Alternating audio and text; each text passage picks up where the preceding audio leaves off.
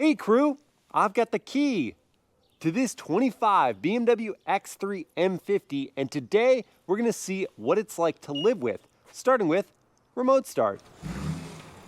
And remote start today is a bit unnecessary because I'm gonna hop in the vehicle very shortly here. But if you had a commute in the morning and you wanted to get the cabin temperature just right, you could use that feature to do so. And sitting here at idle, boy, the turbo inline 6 is very, very mellow. This is not going to upset any of your neighbors late at night, early in the morning, you name it. Now let's take a look at spacing in my driveway, which is 16 feet wide by 19 and a half feet long. I've got the X3 parked just a few inches in from the edge, sitting next to a new Cadillac Escalade that both my wife and I are reviewing. If you want to check out her content, it's at Mobile Mama on TikTok, Instagram, and YouTube. And I'm responsible for this parking job where the tires are hanging over the edge about the same distance as the X3 is in from the side of the driveway. So pretend they're both at the ends, and that is still lots of room to walk between the vehicles. And the X3 actually does have power folding door mirrors like the Escalade, but you need a BMW ID to use that, and I don't. The front of the vehicle is hovering over the gutter at the front of my driveway. You just heard the unlock on approach feature. You can set that up in the in-vehicle settings. At the back, there's so much room here to walk in front of the hedge on the path to my front door. Now, typically with these day-in-the-life videos, I hop in the vehicle, go putz around town, grab some coffee, and then go on more of an adventure. But today's a little different because I have the Lucid Gravity first drive to attend in Los Olivos, which is 3 or 4 hours northwest of here. So I need to load in my luggage to the trunk of the X3. It is a power opening liftback, and there is quite a bit of space. I'm not even going to get close to the capacity of this trunk with a carry-on suitcase and a backpack. I do like that there is a cargo cover to keep those items protected from onlookers. Closes up quickly. It also has a lock feature on that trunk. Now, hopping inside, you do have that ability to unlock or lock the vehicle on approach, and you can have the option of either just unlocking the driver door or all 4 doors. I'll wait until I'm parked next to someone in a lot to show you the real door opening space, but seeing how far away the Escalade is, I can swing the door all the way open, and of course that is a grand entrance into the cabin of the X3. The ride height is just perfect. I could slide horizontally in. Closing up that door. Oh, the rattle is just from my 32-ounce water bottle, which does fit inside the door pocket. Hey, cabin crew, thanks for joining for this day in the life. You know what? It's a bit dark in here. Let's open up. Ah, that's better. Anyway, day in the life in this 25 BMW X3 M50i. In this video, I want to see if the changes they've made for this new generation of X3 improve its livability. And the vehicle is obviously already on with remote start, but I will need to hit the start stop button before I'm able to go anywhere, able to put it into drive, I mean. Before I do that, let me show you where I would stick the items I bring with me every day, like my iPhone 15 Pro, which can go on this wireless charging pad slot, and there is room on either side for a larger phone to go. I have my coffee inside the one of 2 cup holders. Inside the console, there was room for my GoPro accessory case. I was impressed with that. It's a pretty deep cubby here, and there isn't sunglass storage up above, and this isn't felt lined, so I just have to be careful how I position the sunglasses inside that console. I did mention my big metal water bottle fits inside the door pocket. That is impressive to me. And that's all I've got with me. So yeah, the storage space inside the X3 for all your daily accessories is terrific. So let me throw on my seatbelt now and pull the gear selector back into drive. We're gonna roll on forward here. And I do have some curb ramps set up for clearance, but that's not an issue at all for an SUV. And here on trash day, I have the added challenge of clearing those cans from a neighbor, and that's no problem. We're good.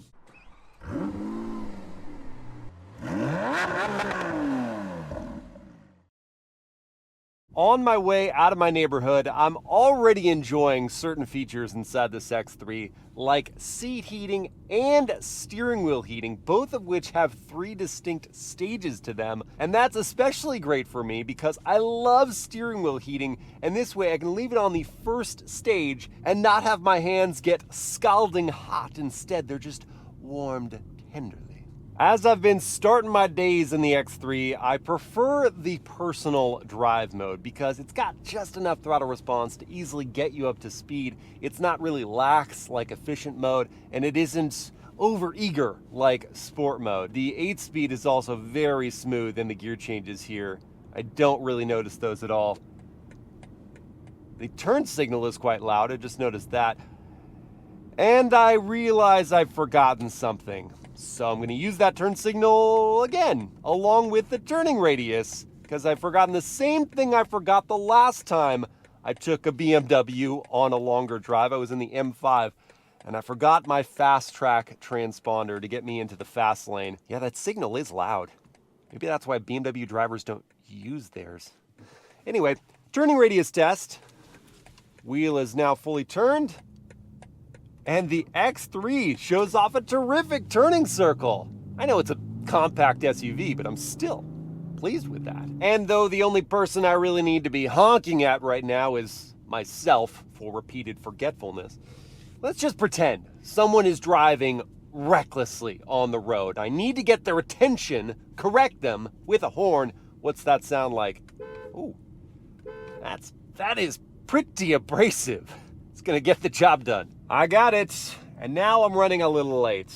But let's talk around townability for this short drive to the highway. I want to focus on the ride compliance because this is the sportier version of the X3, the M50, but that comes with adaptive dampers, and for the most part, they work really well filtering out the undulations in the road. It still feels taut and sporty, but not punishingly so. There are a couple conditions, though, where you feel that performance engineering most. That is going over a speed bump. It's like a harsh impact, or a gutter in the road, something of that sort, or of course a pothole. You do really feel those. They travel in through the suspension, through the seat, into your back. When you're sitting at a light, you do have the auto hold function, so you can take your foot off the brake and relax for a moment before you put your foot back on the accelerator and you get moving. As far as driver positioning in the seat and with the manual tilt and telescope of this rack, I've got a great posture for me at 6 feet tall, tons of headroom above. I could lower the seat down enough to feel involved with the driving experience, and the seats hug me, but don't squeeze me. And you even get manual thigh extenders, so I've got that support under my legs, which should really prove handy on this longer drive. Now let's get into a bit of the fun stuff. I'm gonna move to Sport and check out the passing power. Ooh.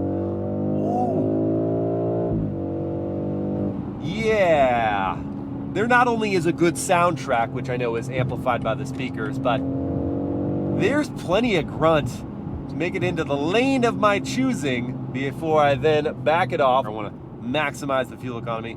And let me quiet up for a second on this louder road surface, listening into the cabin volume.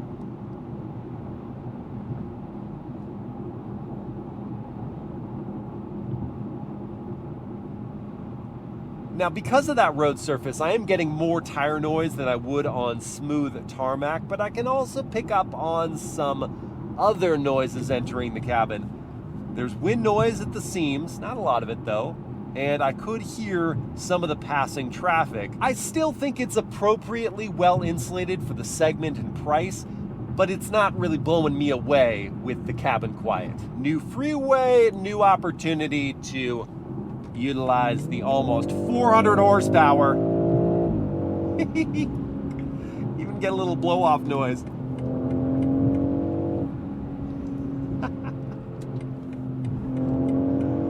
Oh, commuting can be fun, okay? At least in this one. Now, whether this was really a commute or a longer drive like the one I'm taking, I'd be grateful for the driving assistance features that you can equip. They're not standard. You can option on to the X3, like adaptive cruise control, which I'm using right now, which will maintain the gap to the vehicle in front of me, not having me go to the throttle or brake as they slow down or speed up, and the steering assistance, which here on this curve, I'm going to take my hands off for just a minute to show you how it will stay in the center of the lane. And now there's that adaptive cruise helping me out. It's not hands-free, so I do have to have my hands on the wheel while using that system above 40 miles per hour. If it goes below 40, there we go, Assist Plus. Hands off, it's gonna do all the traffic jam stuff, so I don't have to. I just have to focus on the road ahead, which I should do anyway. We don't have full self-driving in any car yet, so you gotta pay attention. But what I do have here is still really nice. This cuts down so much on the exhaustion of commuter traffic. I do think it's interesting that BMW has the technology for full speed, hands-free highway driving. I mean, it's on their 7 Series, but they haven't trickled that down to lesser models, even revamped ones like this X3. And that's a bummer, because if you look elsewhere, like GM with their Super Cruise system, which is awesome, that is even available on Chevys costing $40,000 or $50,000. So it would be nice if it was here, and I'm missing it more the more time I spend on the highway not being able to take my hands off. But there is something else that can relax or amuse me on this long drive, and that is the larger infotainment screen running the wireless Apple CarPlay, which takes over the whole screen and is really responsive. I can find exactly what I want quickly, and so therefore cutting down on distraction. And as I start my music and use the physical volume dial down here, bring that up to maybe about 60% of peak output. Oh yeah. Let's go up a little more, maybe 70% there.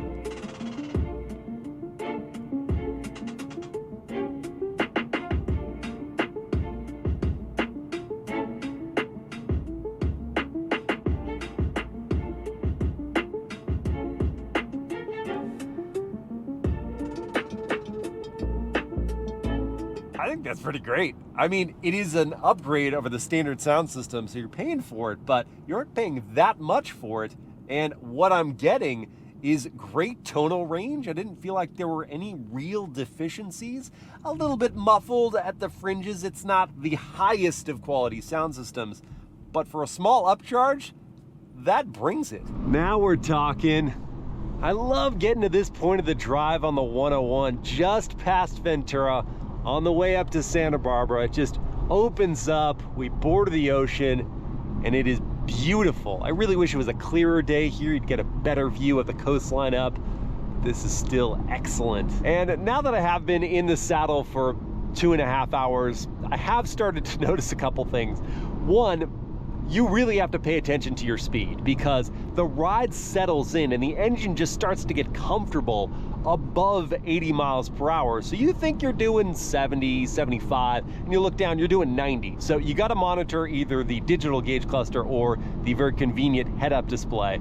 The second thing is that these seats have proven very comfortable, not just with all the adjustability, but the seat padding. It's firm enough to maintain the ergonomic shape, but supple enough not to kill the blood flow. I haven't felt the need to pull over and go stretch my legs.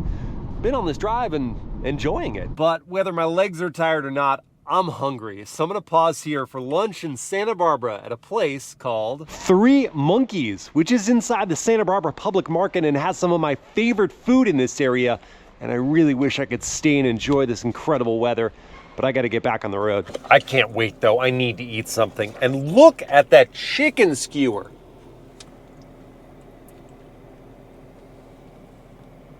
Satay deliciousness. From feasting to fasting. I meant going fast. I guess I'm not eating anymore though, so that kind of works. Yeah, let's see what the 393 horsepower and 428 pound-feet of torque turbo inline 6 can do. Getting that power to all 4 tires with an active all-wheel drive system. You can hear my luggage back there complaining, sloshing all over about the M Sport brakes. Are they going to complain? No, they're just going to cut the momentum. I like to see that. And the adaptive dampers have now firmed up. Keep the ride nice and flat. This thing cooks. Wow. Though I suppose that is a subjective sentiment. I need an objective number to back that up. So I've got my race box set up here to record. For launch, holding in on the boost paddle, 10 seconds. Foot in the brake, build it up, brake boosted, letting go. And we're rushing to 60 in 4.64 seconds. The sound of the crashing luggage behind me says it all. This thing is quick. But the 0 to 60 acceleration is not the best part. As I've already discovered here, it really is a joy to hustle. With great steering feel, not only does it turn in immediately, but there's sensitivity to it. The buildup of resistance communicated well as you add lock. And the 8-speed, which I can take over in manual mode, as I've done here, will hold gears for me, does not upshift at redline. And then, when I do pull that paddle, it is an immediate change. As torque converters go, this one's fantastic.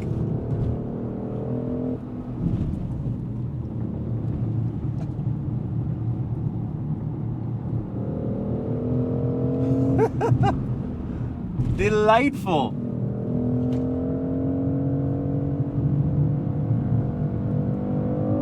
Oh, the B58 is such a good motor. Potent.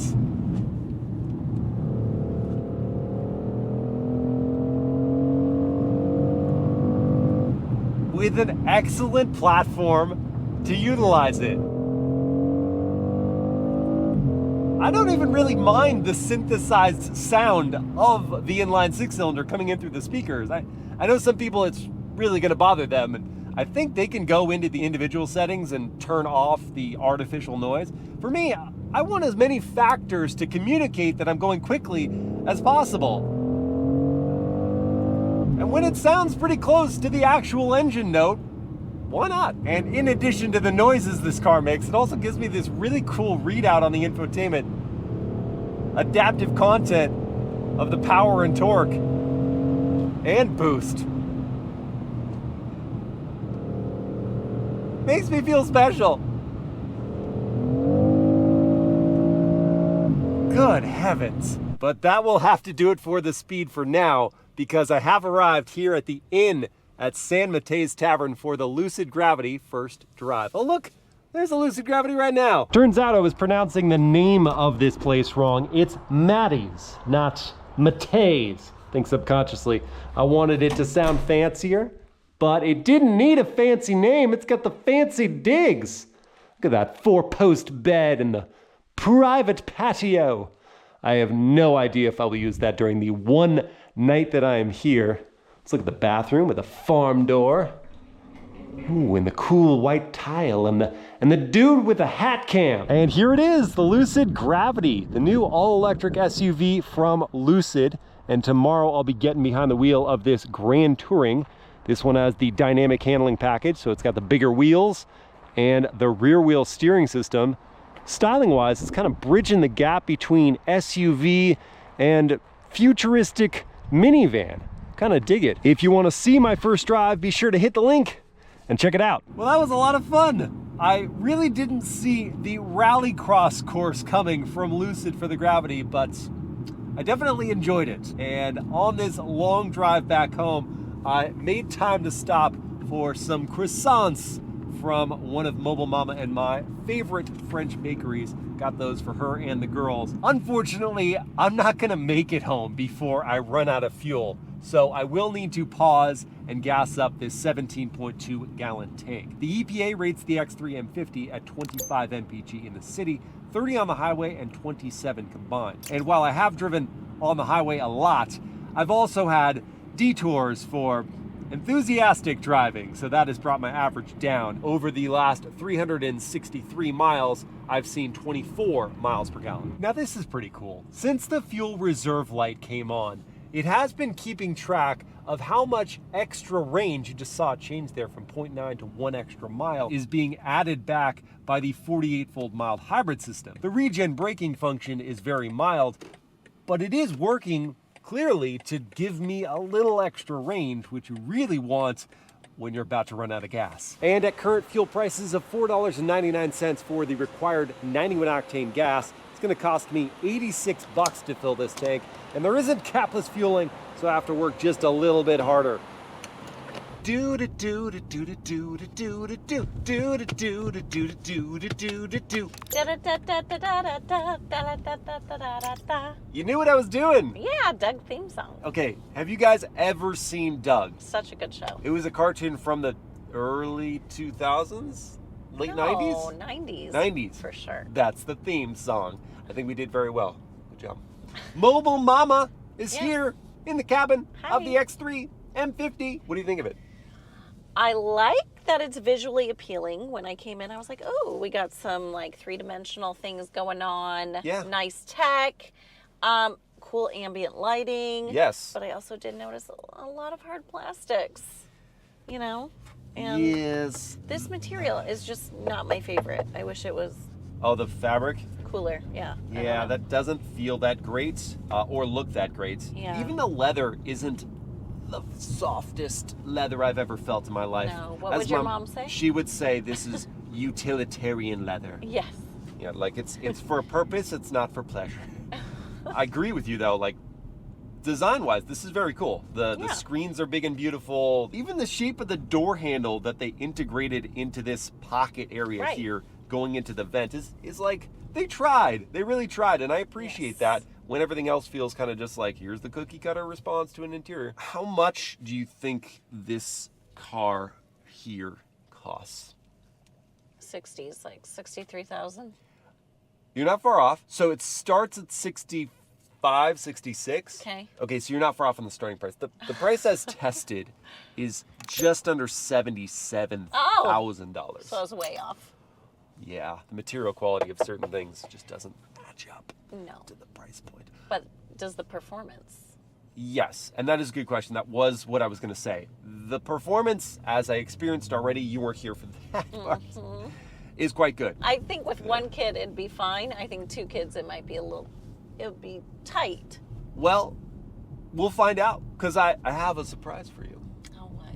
Is it a good one? You're full of surprises lately. Yes, oh. I have the surprises What'd lately. you get me? They've been better than this one. It's your favorite thing in the world to do. Okay. We're going to install car seats. Oh. And I fit them in the trunk of the X3. It was so easy. I don't even hear him like sloshing around back there, so I actually had no clue. No, I did a little Tetris move. But don't worry about that just yet. Okay. Because first, we're going to get some coffee here at Raised by Lions All right, Coffee. that's a good surprise. I'll take that. Okay, yeah, right? I've got some good ones. And I'm going to park right here, nosing in this time, typically back in, just because I want to show you the backup assist later. Because you're usually that guy. I'm that guy. Hey, let me pull up the camera system. I want to get as close to the curb as possible. And there we have it. Alrighty, what do we got here? A couple of wait, what is that? Matcha? Matcha. In a box. And a box. What's inside the box? Hey, we're all about surprises today. What's in yours? Oh, it looks like a breakfast Sammy. Woo. Ooh, looking good. Nice. I got sausage. What? I got sausage as well. I thought we got... Yeah, we didn't order. We didn't order these. I'm going to eat it, but that's okay. Fine. It's going to be great. Yeah. Okay, cheers. Mmm. Oh, they got that over medium correct. That's pretty tasty, actually. A little bit of cream. Is that cream cheese? There's cream cheese on this breakfast sandwich. Have a problem. Oh, it's not gonna be good for you, lactose intolerant. I haven't had dairy in like 3 months. Yeah, well, it tastes delicious. It does. Hey, props to Raised by Lions, because they not only made it right, they let me keep the extra sandwich that wasn't right, and they gave me extra bacon on the side. So nice. I love this place. Are you ready? For what? For backup assist. Oh, yes. Okay, wonderful. Oh, and the cup holders, just because this is important, they hold the beverages securely and at the right height for us to get them back out again. Yes. And in you go. Backing up, I hit this button here, and now I just use the accelerator and the brake to control the reversing, and I don't have to touch the steering wheel. It's going to pull us out of the space. That's handy if you don't trust yourself. If you do, then you can do that on your own. And the camera system is really high resolution. Let's go to your eye exam. Oh, yay. Wait, we don't need that. I can see your eyes. They look wonderful, beautiful right now. Oh, but I'm blind. I can't see you, so. I can see you. I see your lovely eyes. I'm glad you see me. But they can't see me. Well, so much for getting mobile mama's help. Installing car seats. She's off at her appointment, so I have to do this myself.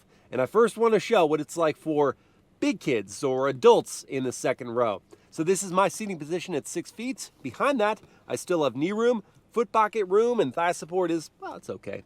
Headroom, that's good. And in the middle, I've got air vents, no third zone of climate control. I feel like that should be here for this price point. And then there are 2 USB-C ports. These are attachments for iPads for the kiddos. We've got netted map pockets, grab handle, 1 touch down, but then I have to hold up for the windows. If I didn't have a middle passenger, then there is an armrest that comes down with leather padding and 2 cup holders. If I did want to put someone in the middle, they would have to get over this drive shaft hump, but then they could fit. So an adult could go in all 3 seats for a short journey. So like you and your coworkers want to run off to get lunch, that's fine. Anything longer, no good. All right, car seats, that's next. First up is this forward-facing car seat, and it looks like the door opens up plenty far to get this in here easily. Accessing the top tether was no trouble at all because I could go through the adjusting headrest and I don't have to remove the cargo cover like I do in some SUVs. For the rear-facing car seat, the lower latch anchors are very accessible and the caps don't just come off so you won't lose them. I just wanted to see if I could sit here now that I have this car seat and this one installed, and well, I'm uncomfortable, and